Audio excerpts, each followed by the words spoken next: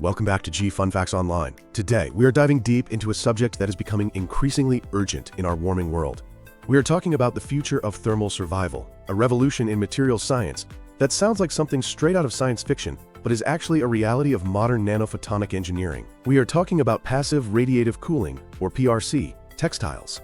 Imagine wearing a shirt that doesn't just wick sweat, but actively pumps heat away from your skin, sends it through the atmosphere, and dumps it directly into the cold void of outer space, all without using a single battery or fan.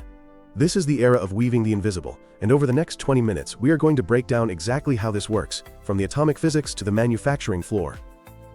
Let's start with the fundamental problem. We are living in an era defined by rising global temperatures and the intensifying urban heat island effect. For decades, our solution to heat has been energy-intensive air conditioning for our buildings and simple moisture-wicking fabrics for our bodies. But as heat waves become more frequent and severe, these traditional methods are hitting their physical and economic limits. We need a zero-energy solution, and the answer lies in harnessing the vast cold expanse of the universe itself.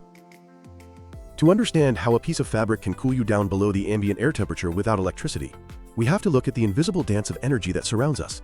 It comes down to two principles of thermodynamics and optics: solar reflection and thermal emission. First, consider the sun. The sun bombards the Earth with energy, primarily in the ultraviolet, visible, and near-infrared spectrums, ranging from 0.3 to 2.5 micrometers. Traditional clothing is terrible at handling this. A black cotton t-shirt absorbs visible light and converts it into heat. Even a white cotton t-shirt, which looks like it reflects light, often absorbs near-infrared radiation, which you cannot see but certainly feel as heat. PRC textiles are engineered to be hyper-reflective. They are designed to bounce back 95% or more of that entire solar spectrum. They act as a high-tech shield, preventing the fabric from heating up in the first place. But reflection is only half the battle. If you want to actively cool a human body, you have to get rid of the heat the body is generating metabolically. This brings us to the second, and arguably more fascinating principle: thermal emission. Everything emits heat as infrared radiation. Usually, the Earth's atmosphere acts like a blanket, trapping that heat with water vapor and carbon dioxide. This is the greenhouse effect. However, there is a loophole. There is a specific range of wavelengths between 8 and 13 micrometers, known as the atmospheric window. In this specific bandwidth, our atmosphere is almost transparent. Radiation emitted at these wavelengths passes right through the air, right through the clouds, and escapes directly into outer space. And outer space is incredibly cold, sitting at about 3 Kelvin or minus 270 degrees Celsius. PRC textiles are chemically and structurally tuned to emit their heat precisely within this 8 to 13 micrometer window. By doing so, they bypass the atmospheric blanket and couple the wearer thermally to deep space. The result is a net loss of heat, allowing the fabric and the skin beneath it to actually drop below the temperature of the surrounding air. Achieving this is a massive challenge because of Kirchhoff's law of thermal radiation, which states that for an arbitrary body, emissivity is equal to absorptivity.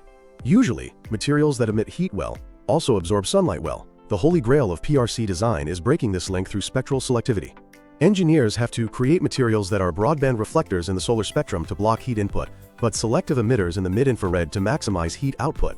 This requires manipulating matter at the nanoscale, creating structures smaller than the wavelength of light itself. So what are these materials? The pioneer in this field is something you likely have in your kitchen: polyethylene. Common polyethylene, like plastic wrap, is transparent to infrared, which is great for letting heat escape.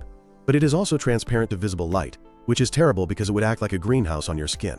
Researchers at Stanford and other institutions solved this by developing nanoporous polyethylene, or nano-PE.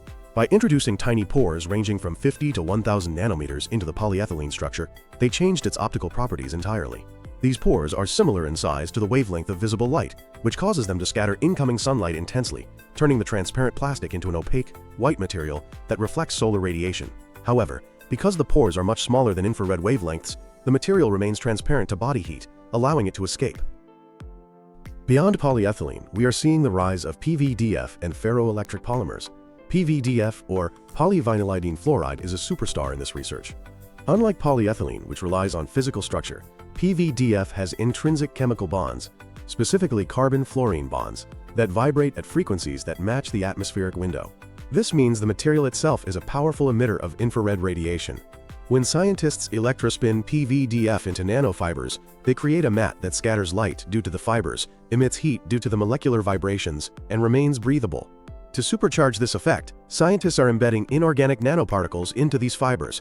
Things like titanium dioxide, which is used in sunscreen, are excellent at scattering visible light. Silicon dioxide enhances infrared emissivity. Zinc oxide and magnesium oxide offer a balance of high solar reflectance and antimicrobial properties. By mixing these particle sizes, researchers create a metafabric that ensures all wavelengths of sunlight are scattered. Now, moving to the cutting edge of 2024 and 2025, we are seeing the introduction of MXenes, which are two-dimensional inorganic compounds. When combined with PRC polymers, they create smart thermal regulators.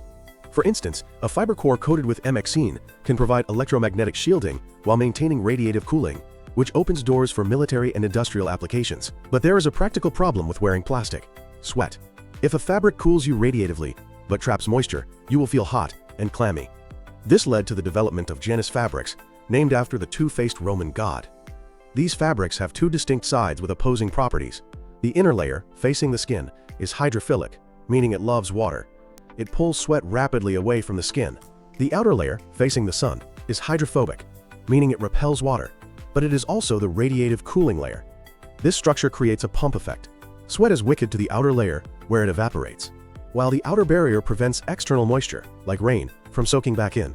A 2025 study showed that this combination could achieve a cooling effect of over 8 degrees Celsius while keeping the skin drier than cotton. Let's talk about how we actually make this stuff. For PRC textiles to change the world, they must be mass-producible. Initially, researchers used electrospinning, a technique using electric force to draw charged threads of polymer solutions into nanofibers.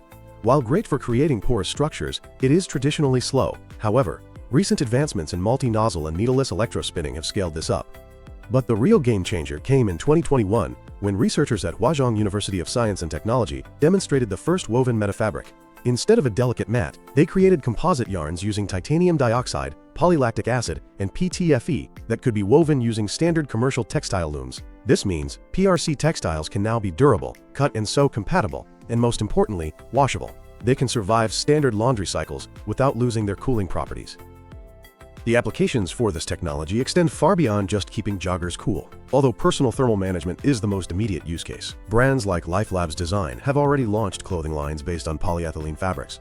But consider the medical frontiers. A 2024 study highlighted a daytime radiative cooling dressing made from silk fibroin and polyamide.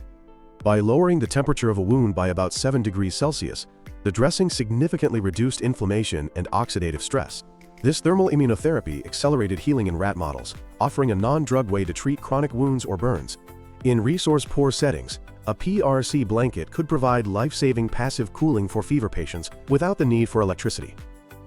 Agriculture is another massive sector. Plants and livestock suffer from heat stress just like we do. PRC films can cover crops, reflecting near-infrared light and lowering canopy temperatures to reduce water loss and increase yields.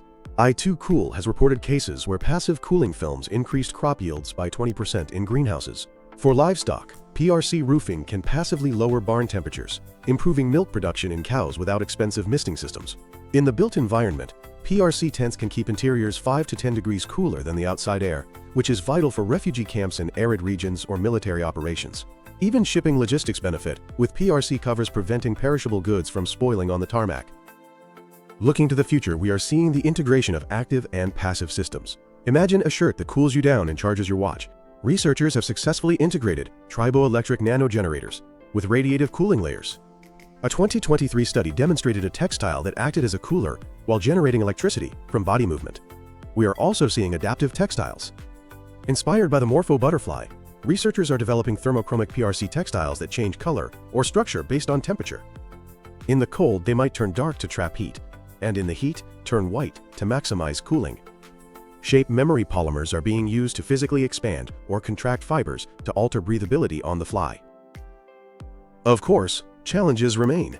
The biggest consumer hurdle is the color white. To reflect sunlight effectively, most PRC materials must be white or silver, but people want colors. The solution lies in structural coloration, using photonic crystals to create color through light interference, rather than chemical dyes that absorb heat.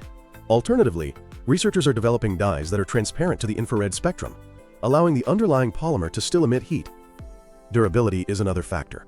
Nanostructures are delicate. Dirt and oil can clog pores. The industry is solving this with hydrophobic and oleophobic coatings that make the fibers self-cleaning, and by encapsulating nanoparticles inside the fiber core so they don't wash off. Cost is being addressed, by moving from electrospinning to modified melt extrusion, a standard process for polyester. Commercially, the landscape is heating up. Companies like i2Cool, spun out of City University of Hong Kong, are targeting construction and logistics. LifeLab's design is tackling consumer apparel. Radicool is a major player in industrial shading. Major sports brands like Nike and Adidas are actively patenting in the thermal management space, signaling that radiative cooling is the next frontier for performance wear. In conclusion, passive radiative cooling textiles are more than just a new fabric. They are a necessary adaptation to a changing climate. By reconnecting us to the cold sink of outer space, they offer a way to maintain thermal comfort without further warming our planet. From a runner breaking a record, to a burn victim healing faster, to a farmer saving a harvest, the potential is limitless. As manufacturing scales and costs drop, our clothes are becoming active participants in our thermal survival. The future of fashion isn't just about how it looks, it's about how it radiates. And frankly, the future looks incredibly cool. Thanks for listening to G Fun Facts Online.